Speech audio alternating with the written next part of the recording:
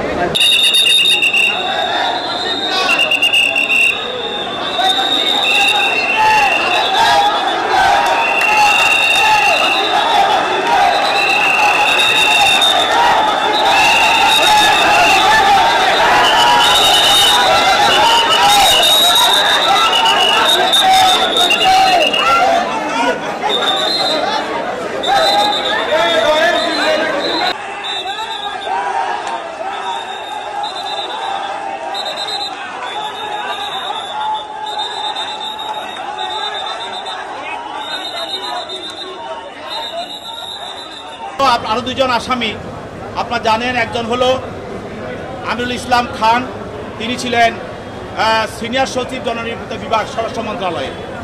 তার নেতৃত্বে সেখানে যে জনগণের নিরাপত্তা তৈরি কথা, যে জনগণকে হত্যা এবং গুলি এবং তাদেরকে গুম করার পিছনে এই ফ্যাসিস্ট সরকারের সহযোগিতা করেছিল সে।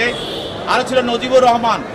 এই নজিবুর রহমান আপনারা জানেন সে এনবিআরের চেয়ারম্যান ছিল এবং ওই যে ছাগল কাণ্ডে আপনারা জানেন যে ছাগল নিয়ে যে মতিউর রহমানকে ধরা হয়েছিল, সেই মতিউর রহমান ছিল তার একান্ত সহচর এবং তার মাধ্যমে সে হাজার হাজার কোটি টাকা তারা এই এনপিআর থেকে তারা ইনকাম করেছে এবং বিদেশে পাচার করেছে এবং তারা নামে মাত্র ফ্যাসিস্ট আওয়ামী লীগ সরকারের দোসরদেরকে তারা বিভিন্ন ধরনের ছাড়পত্র দিয়ে সনদ দিয়ে তাদেরকে এনপিআর থেকে তারা ছাড়পত্র দিয়েছে, তাদের বিরুদ্ধে কোনো অভিযোগ নাই। এই ধরনের ছাড়পত্র দিয়ে অন্যায়ভাবে দেশের হাজার হাজার কোটি টাকা রাজস্ব থেকে দেশকে বঞ্চিত করেছে। এর নায়ক ছিল নজিবুর রহমান। এই দুজনকে একটি হত্যা মামলায়, পল্টন থানার একটি হত্যা মামলায় বিজ্ঞ আদালতে উপস্থিত করা হয়। তদন্তকারী কর্মকর্তা তাদের জন্য 10 দিন রিমান্ড প্রার্থনা করেন। বিজ্ঞ আদালত উভয় পক্ষের শুনানি অন্তে, তাদের পক্ষের আইনজীবী ছিল, উভয় পক্ষের শুনানি অন্তে তার বিরুদ্ধে 3 দিনের রিমান্ড মঞ্জুর করে, প্রত্যেককে 3 দিন রিমান্ড মঞ্জুর করেন এবং তাদেরকে তদন্তকারী কর্মকর্তা হেফাজতে প্রদান করেন।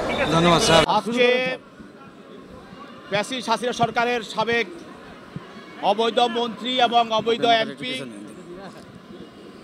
সাবির হোসেন চৌধুরীকে আজকে এই সাবির হোসেন চৌধুরী শেখ হাসিনার ফ্যাসিস্ট সরকারের একজন দোসর এবং সে গত নির্বাচনের সময় পিটার হাসের সঙ্গে সে বৈঠক করে এই শেখ হাসিনাকে নির্বাচনে বৈধতা দেওয়ার জন্য সে দোতালি করেছে। 7 তারিখে যে 7 ডিসেম্বর যে বিএনপি যে একটা সমাবেশ হওয়ার কথা ছিল 10ই ডিসেম্বর, সেই মহাসমাবেশকে কেন্দ্র করে বিএনপি অফিসে যে যুবলীগ, ছাত্রলীগ এবং পুলিশের নেতৃত্বে যে বিএনপি অফিসকে ভাঙচুর করা হয়েছিল, তছনছ করা হয়েছিল, সেইখানে নেতৃত্ব দিয়েছিল এই সাবির হোসেন চৌধুরী। এই মামলায় তাকে তদন্তকারী কর্মকর্তা তাকে আদালত উপস্থাপন করে বলেন যে তাকে প্রাথমিক তদন্তে আমরা এই হত্যার সঙ্গে এবং বিএনপি অফিসে এই ন্যাক্কারজনক ঘটনা এবং বিএনপি অফিসের সামনে 7ই ডিসেম্বর যে ঘটনাগুলো হয়েছিল এটার সঙ্গে তার যোগশাসন এবং তার জড়িততার বিষয়টা নিশ্চিত হয়েছি। এই জন্য আরও জিজ্ঞাসাবাদ করার জন্য এই হত্যার সঙ্গে কারা জড়িত এবং এই হত্যার বিষয়ে কারা সহায়তা করেছে এবং পরিকল্পনা করেছে তাদেরকে বের করা দরকার। সেই জন্য তার জন্য 10টি রিমান্ড প্রার্থনা করেছেন বিজ্ঞ আদালত। তার পক্ষের আইনজীবীরাও তার রিমান্ড বাতিল করে জামিন প্রার্থনা করেছেন। পক্ষের শুনানি অন্তে বিজ্ঞ আদালত এই মামলায় তাকে 5 দিনের রিমান্ড মঞ্জুর করেছেন।